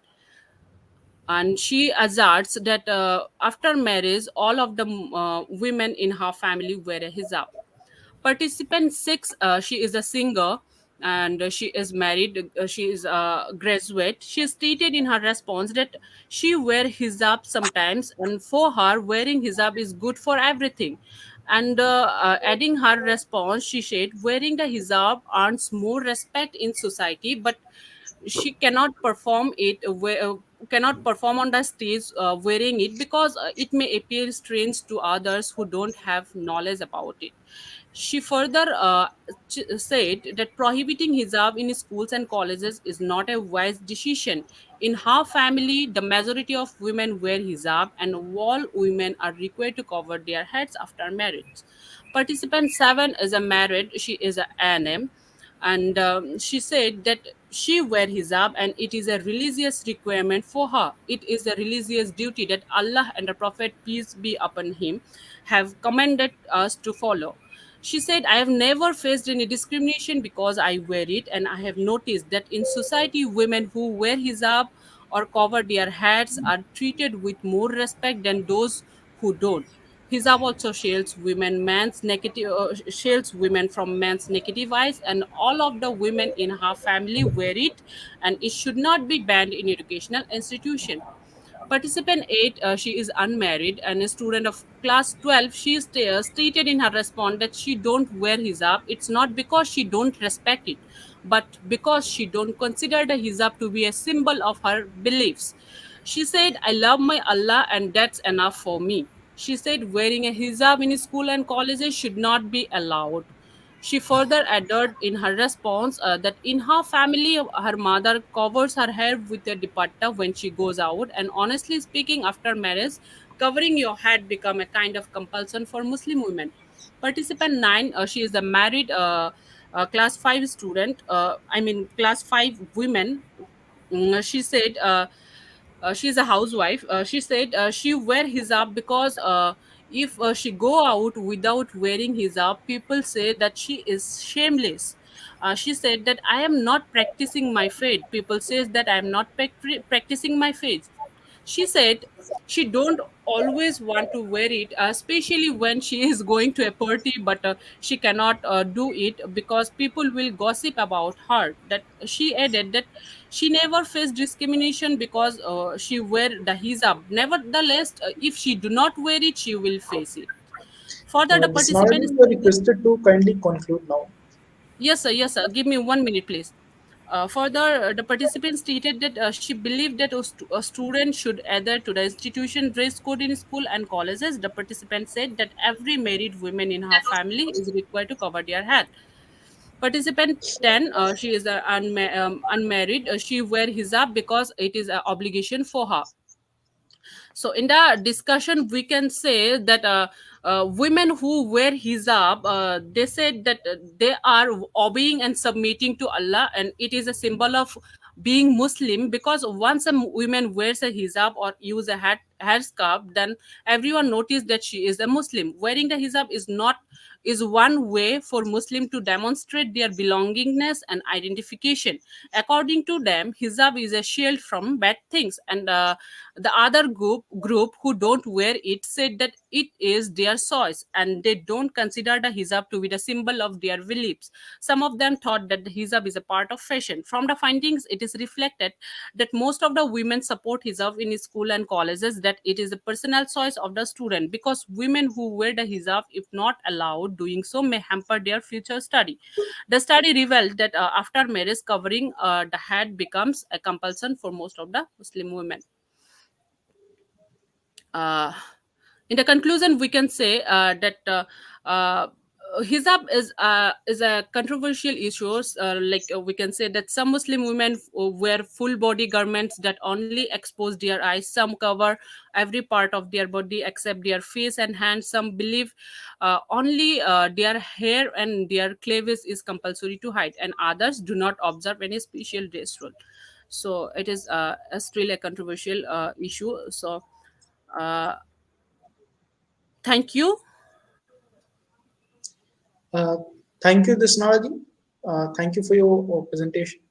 I may now request I think Silpa. Shilpa is back. I may now request Silpa Vasisti to Yes, sir. kindly present. Yes, sir. I'm ready. I'm ready. Uh, Just a second, sir. I'll be sharing my screen.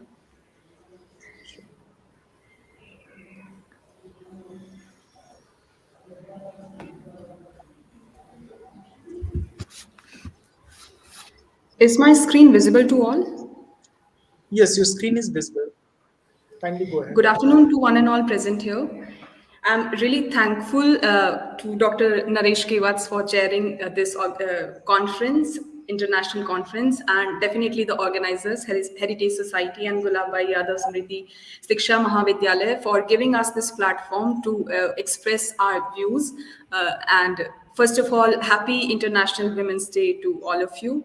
It is a joint paper titled Ungendering the Power Relations, a study of selected text by Dr. Naresh Kewats, the chairperson of this session, University School of Humanities and Social Sciences, IP University, and Shilpa Vashist. Under his guidance, I'll be presenting this paper on our behalf. On our behalf. So here we go. These are going to be the contents of our paper. Objectives of the study are to analyze Indu Sundareshan's Taj trilogy from a feminist new historicist lens and to analyze Amish Tripathi's Sita, warrior of Mithila, as representation of mythic characters from a feminist lens. We would be drawing a comparative analysis of the selected text, critically looking at how female is imagined as a complete human being and not as a fairer gender, which is usually stereotype. And we would like to, we are analyzing the ungendering of mythical and historical women characters Please in give the me your selected email ID. text. Is there any problem? Okay. And the paper analyzes literature as a medium to construct discourse and hence through it various shades of identity. Our research methodologies, textual analysis of Sundareshan's Taj trilogy and Amish Tripathi's Sita, warrior of Mithila. These are our literature review and abstract. When we usually think about history, history is understood as facts, merely facts, objective facts presented by any historian. But with the coming of new historicism, we get to know that history as a broad and comprehensive body of knowledge throws light on various social, economic, and political contours that went on to affect human life in constructive as well as adverse ways. This shows that the appropriateness of any fact is linked with the prevalent social norms in which history is constructed, which further shows that the line which separated literature as imaginative and fictive from history as a collection of objective facts is blurred.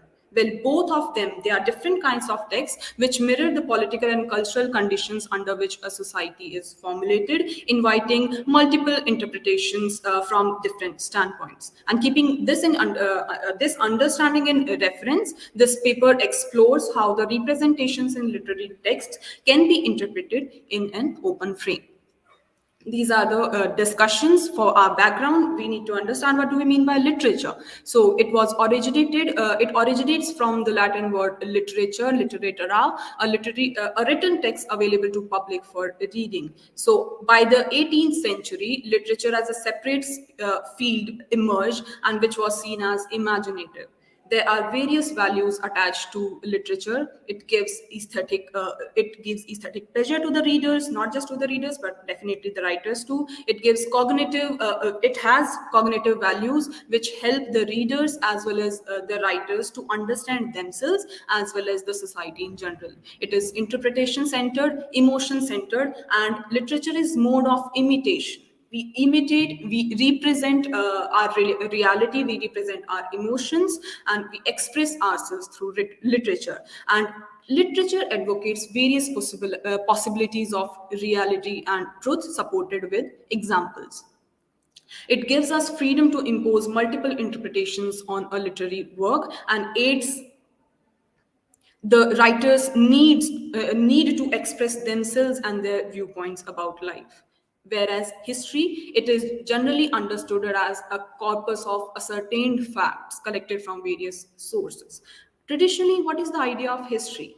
The idea of one nation, one truth. Facts speak for themselves. This is said by Edward Hall Core in his work "What is History?" But new historicism brings a new understanding of history through literature. Historians' imposition of a narrative shapes facts into discourse, and value of the world is definitely through discourse. It does not have anything does not have inherent or individual meaning. When there is a narrative weaved around something, that gives it its importance and meaning. It throws lies on various social, economic, political contours that affect human life and influences the opinion by selection and arrangement of appropriate facts as per requirement of that particular historian. So, Taj trilogy. First, I'll go with Taj trilogy, a historical fiction. Historical fiction gives us the it tells us the need to treat academic history and literature equally, because both act as the ideological products or cultural constructs of the historical conditions specific to an era.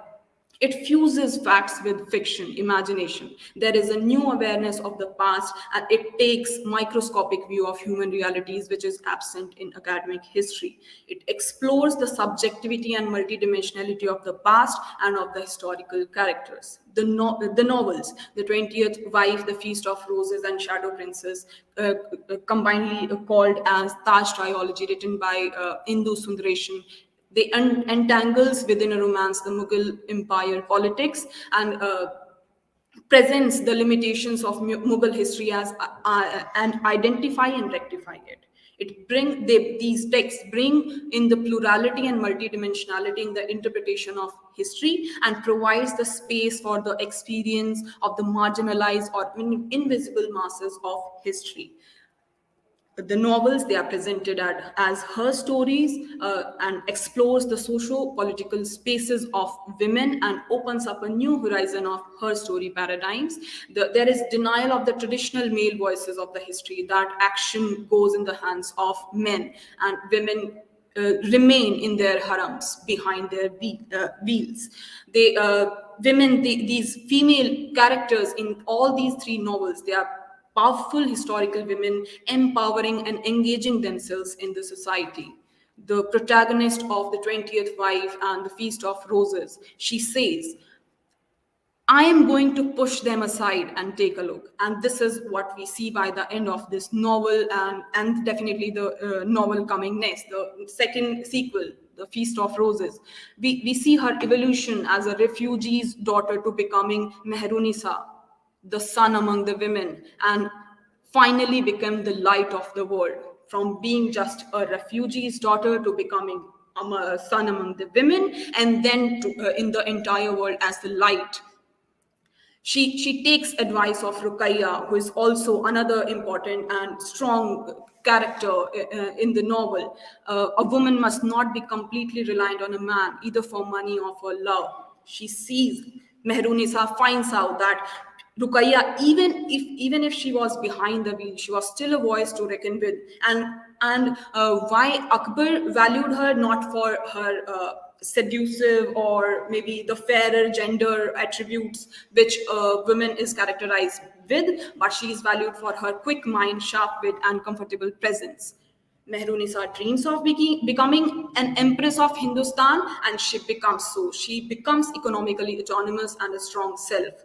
Sundaresan's all the female characters, they are rebellious, they are shown in a positive light, they are active members of the society, and they are actively engaging in the evolution of the society. They are ambitious politicians, they are feminists, they are resilient, and as able stateswomen in the political space. We find these women cooperating with each other to find a space in these systems of power, but we also find them in conflict of power, just like Jagat Gosini and Mehrunisa. Well, it is expected in a system of power to have these conflicts among each other. Jahanara, the protagonist of Shadow Princess, she is the adorer of the world. She finds her central role in Shah Jahan's rule, and she becomes emotional and political support system, not for her family after her mother's death. She economically and politically supports the system. She's working for the state affairs and spares the kingdom of Shah Jahan after her mother's death. She becomes her counselor. She manages the state affairs and pacify warring brothers for the throne. Sita, the second novel for our comparative analysis, Amish Tripaঠি's Sita, warrior of Mithila. Tripathi himself says that myths are nothing but jumbled memories of a true history, a history hidden under the mounds of earth and ignorance. Myths vary from place to place, well, transmitting from one generation to another. So it shows that because myths are fluid in nature, they can be reinterpreted from a different or new perspectives, and this is what Tripathi does. In India, myths revolve around every aspect of life, combining reality and fantasy. They are referred not to as Western myths, but they are Puranic. Ramayana, we see that there are several iterations based on the socio-cultural environment of time and place, and this is how Sita's representation in Sita, warrior of Mithila, how is it different from Ramayans already present in our society? A new Amish Tripathi provides a new narrative of Sita as a warrior and not as Sita Mata. This is what we usually, whenever we say Sita, an image of Sita Mata comes in our mind. She is revered and idolized in all the texts before.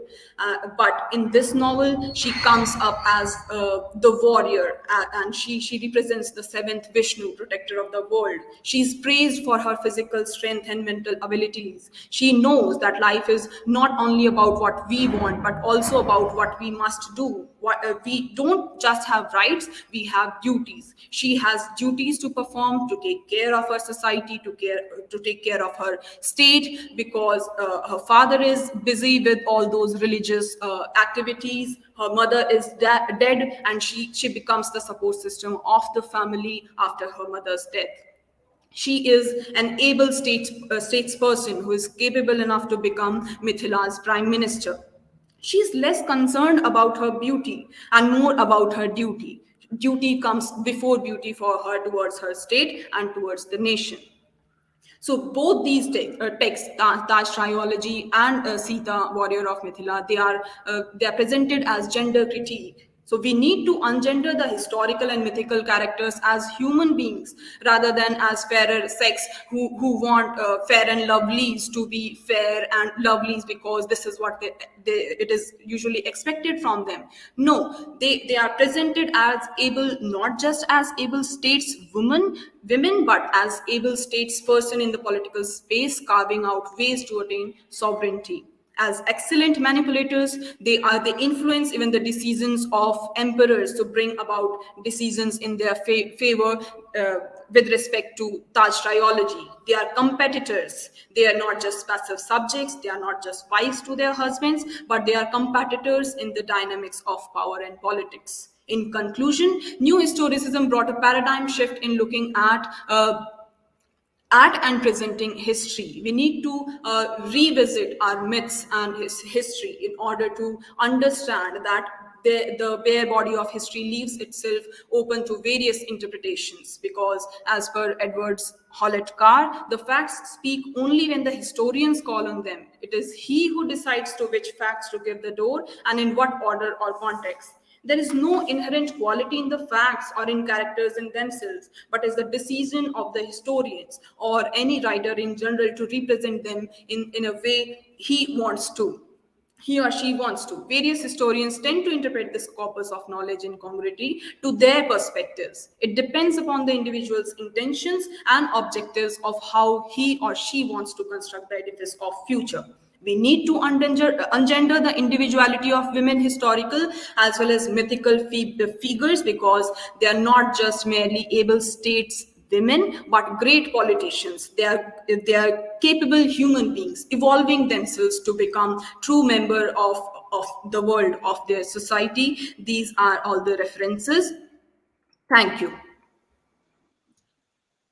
Thank you, Silpaji, for your wonderful presentation. Thank you I will so now much. request G. Navyasri to kindly present. Your topic is Dalit women or Dalit amongst Dalit in India. Navya is currently working at Lady Sri Ram College for Women, University of Delhi, New Delhi. Hello, Navya? sir. Hello, Yeah. sir. Yeah. Good afternoon, sir. I'm very thankful for this opportunity. Currently, I'm a student at Lady Shriram College in a BA program pursuing my history and sociology. So I'll be presenting my research paper. One second. Oh, Navya, if you could switch on your camera, I think we will be privileged to see you. Yes, sir. Hi, sir. Hello. Thank you. Yeah.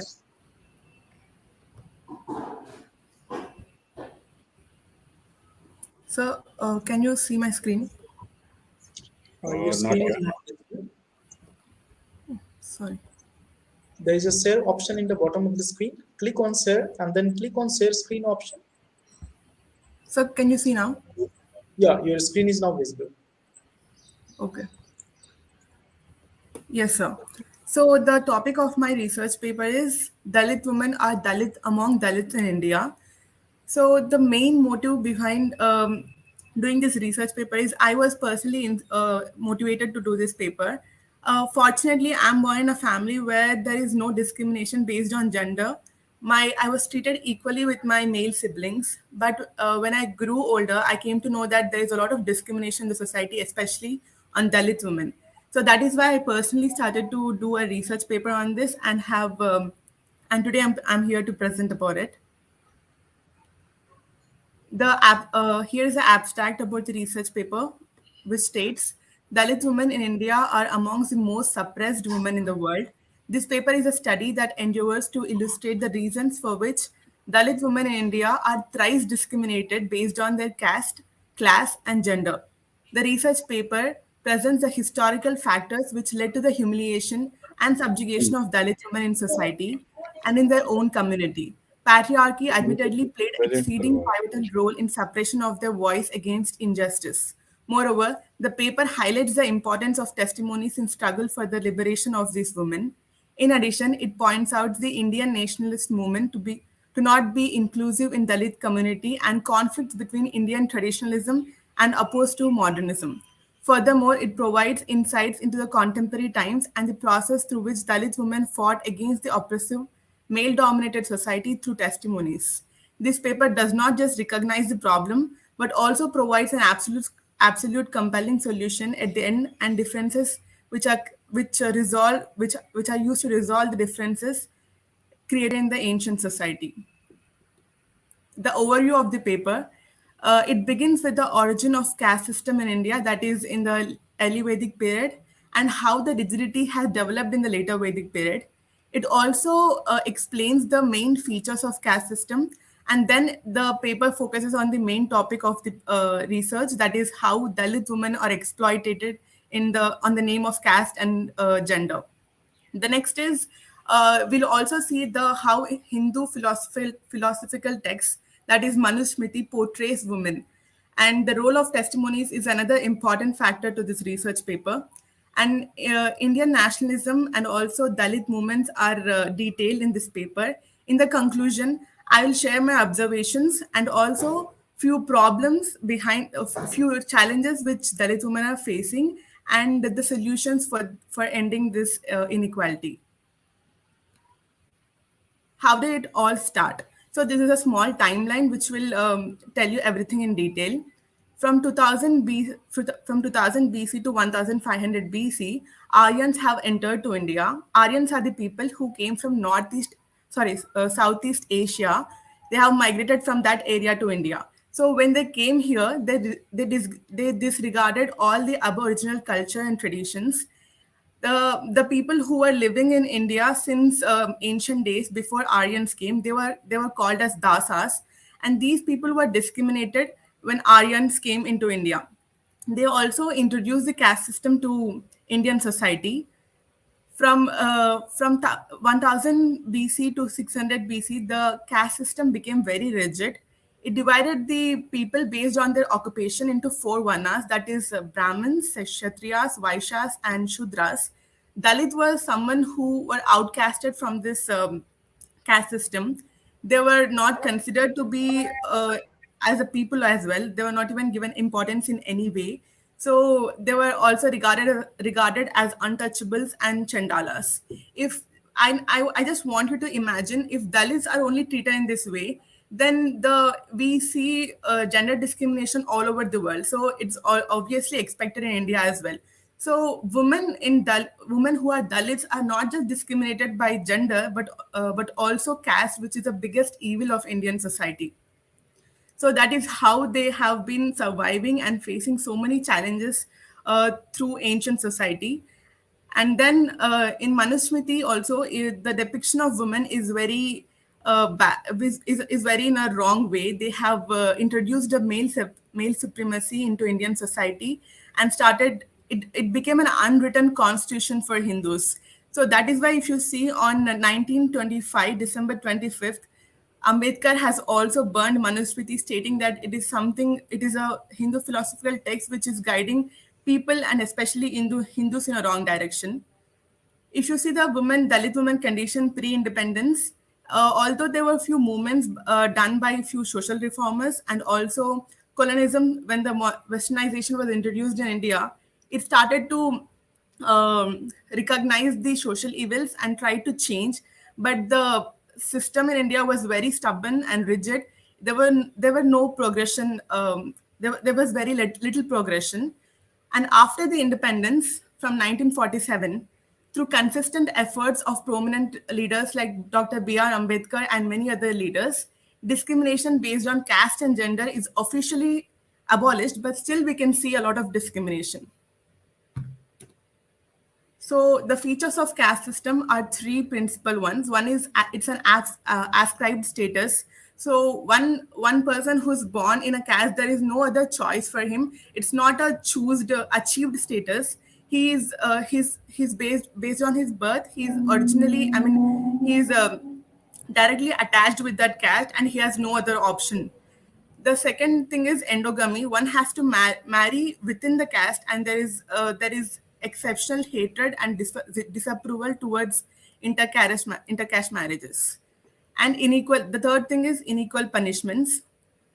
Um, Not all people are given equal punishments. In caste, Shudras are differently given, punishments are differently divided for Shudras and Brahmins. If the same mistake is committed by two different communities or two different castes, then the punishment is differently given in an unequal manner, which is not right. Through this paper, what my observations are, it can be observed that Dalit women in India have undoubtedly faced oppression and continue to suffer increasingly in contemporary times. Even though constitutional laws against gender and caste discrimination are officially implemented, we can still see atrocities on Dalit women are not decreased. For example, recently on weekend Hathras incident happened on 2020, where a 19 years old Dalit woman was brutally gang raped by upper caste women in that men in that village. So this incident is a sad reality that Dalits that there is very little improvement in Dalits condition, especially women.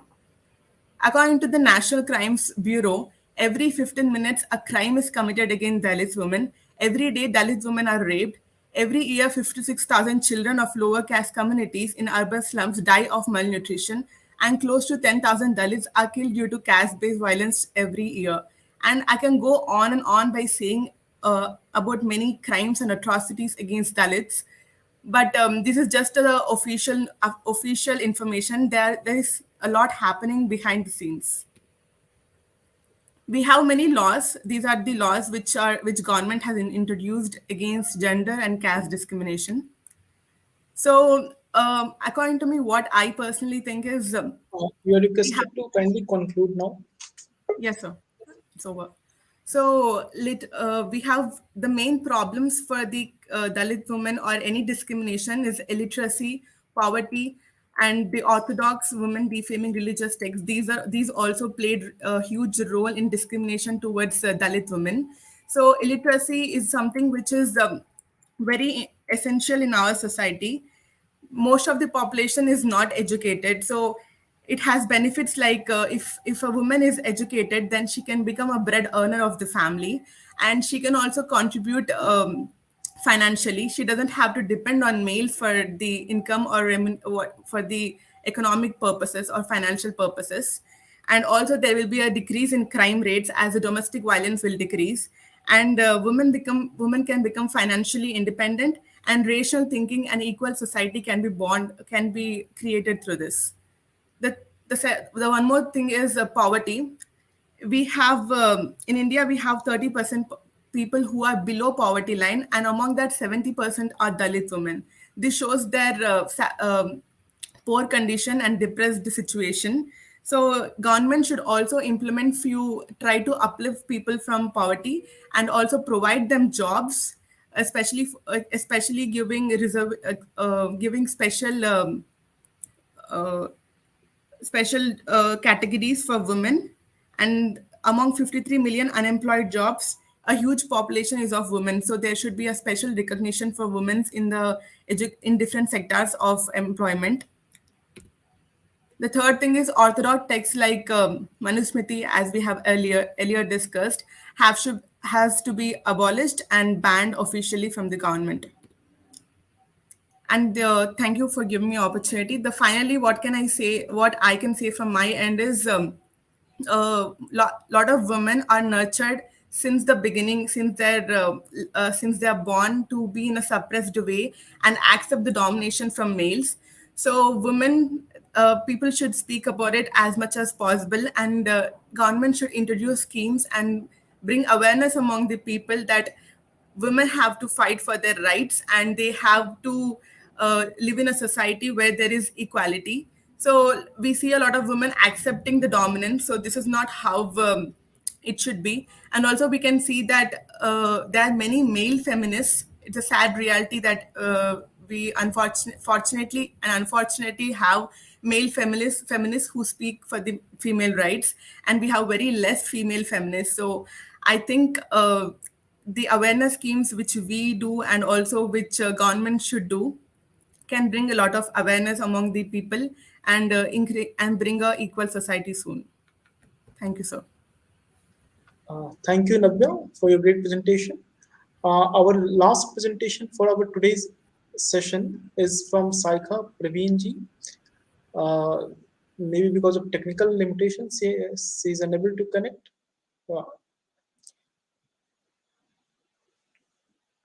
Yeah, she has joined us. I take Saika. Am I audible? Yeah. Yes, yes. Yeah. Our last presentation of our today's academic session is from Saika Praveen, who is currently a PhD scholar at Karnataka. Her presentation is entitled Women in the Freedom Struggle, a study of undivided Bihar from 1917 to 1947. Please go ahead. I request you to kindly finish your presentation in 6 minutes if possible, because we are going out of time. Okay, okay. First of all, happy Women's Day to all of you, and thank you, ICHR, for giving me the opportunity to present here. And the title of my paper is Women in the Freedom Struggle, a case study of Bihar from 1917 to 1957. So could you please share my, okay, fine. The introduction, sir? Yes. So, um, first of all, I will start with a beautiful quote cited by Sarojini Naidu in her book Poonam Chaudhary, a Bihari Women Talking Strides towards the country's freedom struggle.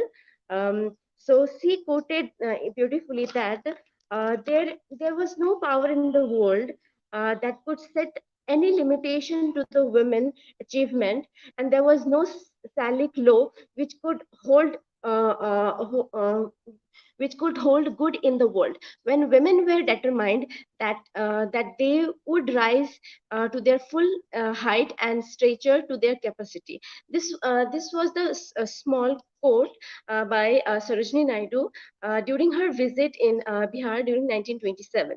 So, first of all, I will give a brief introduction about my topic, that history between 1917 to 1947. It was a remarkably the period of unprecedented war against the colonial possession of Indian subcontinent and the world. This was also the period when India entered into the third and the final phase of national movement against the colonial possession. The historian also traced the development of different school of historiography that took place during this period, such as Marxist, Cambridge, national, cultural, gender, subaltern, and ethno-history. The history that underpinned in this work uh, gave a new image to womanhood and their significant role towards the society, which eventually began to shape the public views. Since then, in the second half of the 20th century, these women centric views were delineated by a group of historians such as Neera Desai, Veena Majumdar, Tanaki Sarkar, Gayatri Chakravarti Spivak, Geraldine Forbes, then Jana Watson, Everett, and etc. They also argued that there is a lack of historical narrative on women, which has yielded incomplete documentation of women's role in freedom movement, especially in Bihar. This resulted misleading of the portrait of past. Women have largely alienated from the mainstream of historical writing until the recent past. Then, nevertheless, the list of women who participated during freedom movement in Bihar was very long, and that it is increasingly has influenced our understanding of women history in India and the world. Realizing and that realization in course of time into conceptualization and noble contribution of women. Although many are yet to explore, and many and by the historian of those women have already taken the backstage in the race of competition of male counterpart. Therefore, there is still beyond notice of historian to the main part. For instance, when we talk and remember about the role of freedom fighters, the role of man is always glorified, whereas we tend to forget and ignore the name of women freedom fighters as if women never lived, never mattered in history or martial war.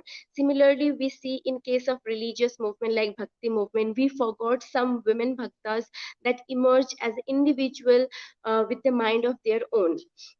Therefore, in this paper, I have endeavored to explore women contribution by tracing invisible women history of Bihar state to the front and fill the gap of gender inequality. Thus, this is the way I would make additional present in the history of Bihar freedom struggle. Then comes the I'll give a brief history about Bihar. Bihar since very beginning was a social, economic, and political hub of India, and historically very fertile region of India.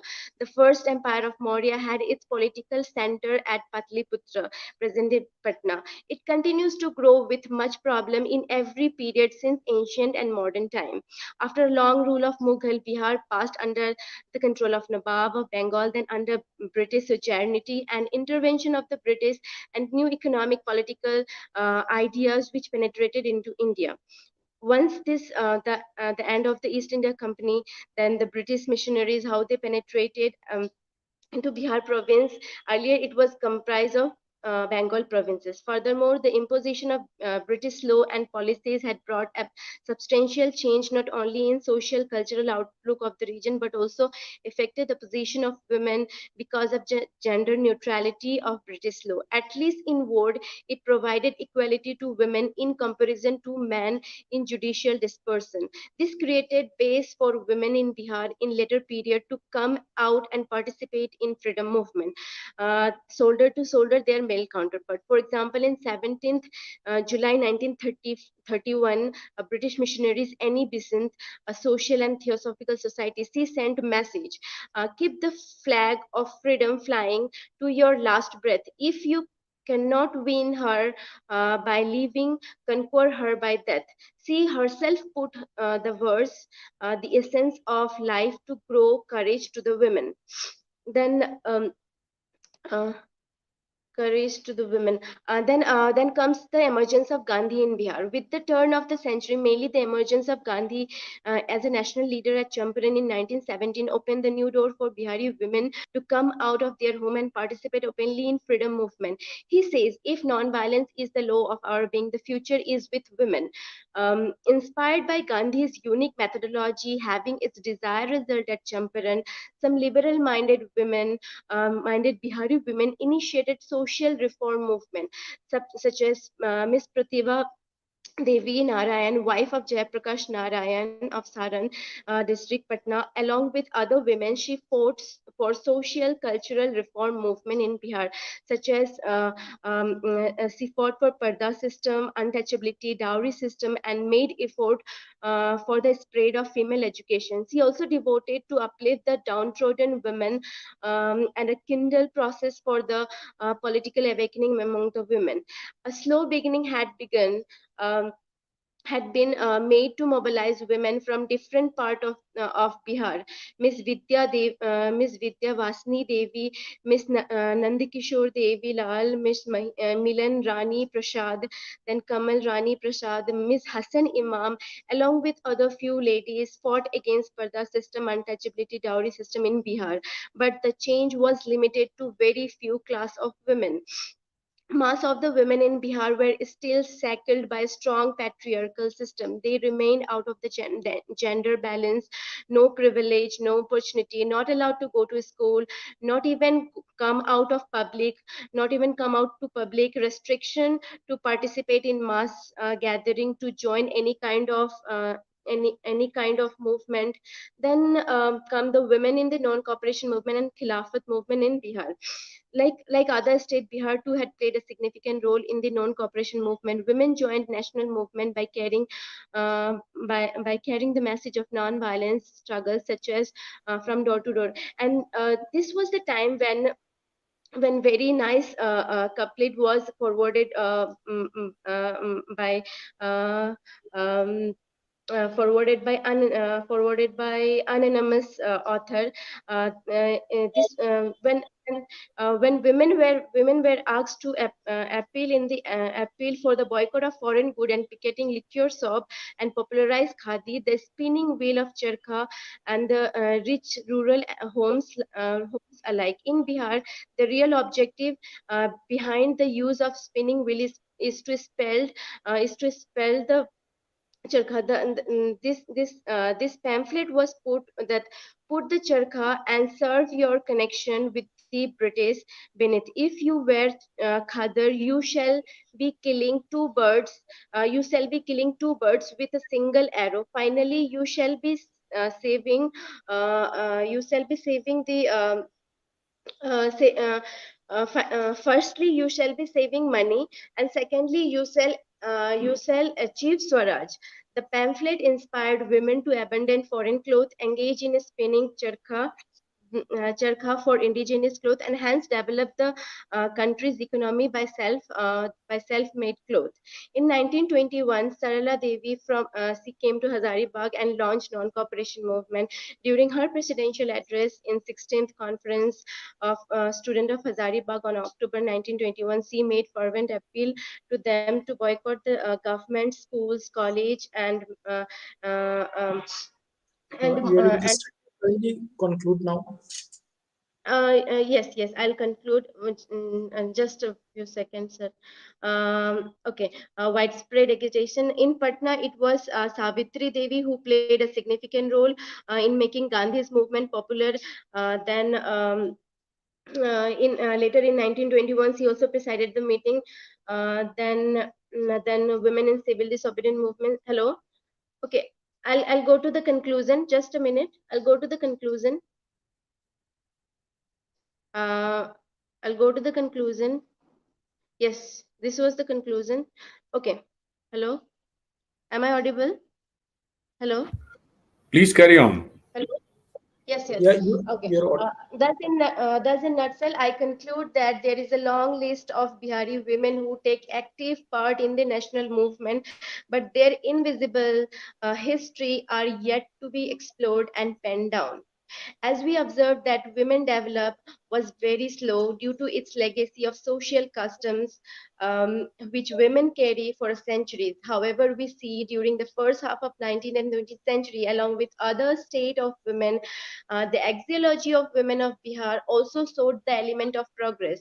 In an attempt, I have endeavored to brought gender equality of women, shows extraordinary role in the national struggle, risking their life, went to jail. They started from Champaran movement and non-cooperation movement. Then their participation doubled in during civil disobedience movement. Then during Quit India movement, how they lead their life till the 1947 independent movement. That's it. My paper is over. Thank you.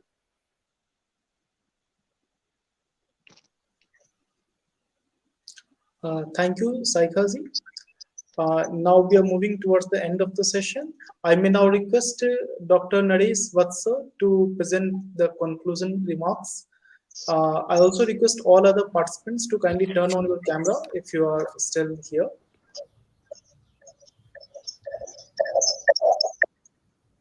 Yeah, I could see a few of the participants.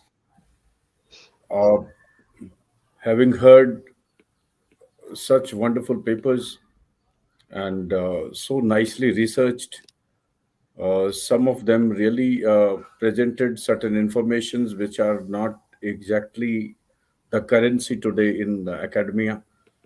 It might be specific to certain departments. For example, the first paper by a Sanskrit scholar that talked a lot about how the representation of women had been in the literature in ancient times. Am I audible well? I believe that Yes, sir, you I'm are audible, sir. Yes, okay. sir. Thank you. See, uh, two words are very important in this conference, though I will not make it a long lecture. But I find it important to mention here that is narrative and discourses. That is the part of the title of the conference. It is important to understand exactly what narratives are and what discourses are, because we are here to talk about not the condition of women, because most important thing is how something is represented. What is the narrative? What are the narratives rather that are available to us, and what discourse is woven? The network and the matrix of statements that come together and form a discourse that matter, especially in these times today, because today the media is all powerful. The concept of panopticon uh, means we are being watched from all over, from all the sides. And not only we are being watched, we are being influenced from all the sides. And what influences us? The images that are available to us. Earlier, the images were there just through the medium of literature. Whatever was written to us or whatever came down to us in the form of orality, uh, we had those images, and sometimes we had images that came to us through certain mediums of art. It may be stone art, or it may be otherwise rural art, dung art, or mud art, or whatever kind of arts. Representation is very important, whether it is through literature, it is through films, or it is through art, any kind of art. So it was all wonderfully put down. I would like to mention here that the idea of literature, because most of us who are there, we come from the disciplines of humanities and social sciences, or archaeology, or other kind of representations. See, representation per se is a very important term, because as we all know that things them in themselves do not have any meaning. किसी भी चीज का अपना कोई meaning नहीं होता है. Things are made to mean in a certain way through weaving a discourse around them, through presenting narratives around them. किसी भी चीज का अपना कोई मतलब नहीं होता. The world is just discursive in nature. And how things are representative, how things are represented. We quote Manusmriti, we quote Vedic literature, we quote Vedas and Vedang and other kind of literature, and then so-called secular literature and all these things. No concept is final. Generally what happens that we when we talk about female, normally we have all the negative kind of narratives, because I may be too strong in saying it, or the words might here might sound very strong, but thing is that generally we hear a lot of narratives, a lot many narratives, a lot of discourse in terms of that patriarchy is so cruel, and the idea of female is something very weakening, and there are atrocities from all over, thanks to the Western discourse that came to us.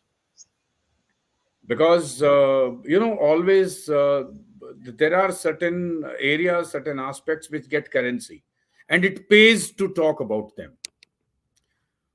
Feminism, talking about feminism in literature, it really it had a great value, because it was heard, and it gained a lot of ground in academia, and gender studies and feminist studies really they were given attention. So a lot many narratives were woven around it. तो जरूरी नहीं है कि वो सारे ही narrative उतने ही ठीक हों, because after all literature is representation, and who represents it? We, an individual, and all representation is political. By this I'm not trying to say that patriarchy is so wonderful और बिल्कुल सब कुछ दूध का धुला है, ऐसा नहीं है, but it is otherwise also. इसलिए रिप्रेजेंटेशन को समझना बहुत जरूरी है. किसी चीज की प्रस्तुति, जब कोई प्रस्तुति ही हो गई, it has to be political after all, because जो प्रस्तोता है, जो प्रेजेंटर है, उसके दिमाग में कोई तो पॉलिटिक्स है ही, तभी तो वो प्रेजेंट कर रहा है. There is an aim, and the moment we have an aim, we are political. Because when there is a choice, कोई भी choice होती, choice का मतलब it is not just we have chosen one. No, if there are 10 things, we picked up one. It is not just so simple that we picked up one. No, we rejected 9 others. What was the criteria of rejection? Those 9 things. That is important to understand. Anyway, because generally we are hounded by the Western theory from all over, modernism and postmodernism, and we must understand what is the idea of modernism. Modern means what? Make it new. They say, okay, make it new. In what direction? I think making new and it leads to progress is modern. Otherwise, if you do the things in a different way, for example, मैं shirt निकाल के खड़ा हो जाऊं and say I made it new, it will not be modern. It cannot be. It should lead to progress. What is the idea of literature? Abhi recently I was a teacher. I teach Indian aesthetics. So I was discussing Namwar Singh ji's essay, and simultaneously Premchand ji's presidential address in 1936 in Progressive Writers Association. So they talk about what is the idea of literature. Literature का aim क्या है, साहित्य का उद्देश्य क्या है. प्रेमचंद जी उस पर बात कर रहे हैं, या नामवर सिंह जी जब लिटरेचर की बात करते हैं, तो लिटरेचर क्या है. लिटरेचर असल में क्या होता है कि उस वक्त की जो अवधारणाएं होती हैं, जो पॉलिटिक्स होती हैं, वो राइटर लिख रहा होता है, तो वो उसको लिटरेचर का एक ताना बाना बुनता है, वो एक लिटरेचर होता है. अब जब मॉडर्निज्म की बात आती है तो फिर post modern, everything has a post, everything seems to have a post now. I don't know what this post is, क्योंकि डिकंस्ट्रक्शन को जो पोस्ट मॉडर्न कहते हैं, तो Derrida himself in letter to a Japanese friend वो खुद कहते, मेरी समझ में नहीं आया पोस्ट क्या, डिकंस्ट्रक्शन क्या है. I could not understand. Some people say it is Vidvansh. Some people say no, it is just dismantling. And there's a fine line between this dismantling it or breaking it. After all, because both the things lead to taking away the parts apart. Anyway, I will not take much time because already it is well past 3. Wonderful papers. My respect to Dr. Vidya Ravji, and my all appreciations to all the young presenters. Uh, and I believe that in times to come, you will be presenting, far maturer paper and deeper, uh, researches. एक चीज थोड़ा सा मैं point out करना चाहूंगा। अभी एक बच्ची ने एक पेपर दिया था जिसमें सैंपल सिर्फ 10 लोगों का सैंपल लेके वो पेपर दिया था। तो बेटा थोड़ा सा I think you should take care कि सिर्फ 10 लोगों को लेके आप एक कैजुअल ऑब्जर्वेशन तो कर सकते हैं, लेकिन एक भरा पूरा पेपर उसको आप नहीं कह सकते, because just 10 people and just to talk to 10 people and you present it as a sample, थोड़ा सा मुझे ये वो लगा, but anyway good effort finally. Thank you very much. Thank you Ajad ji. My sincere thanks and gratitude to Heritage Society, though I always feel like a part of it, and I am a part of it. We all are the part of it when we are there on this platform. I again thank you all, and thanks Ajad. It's over to you.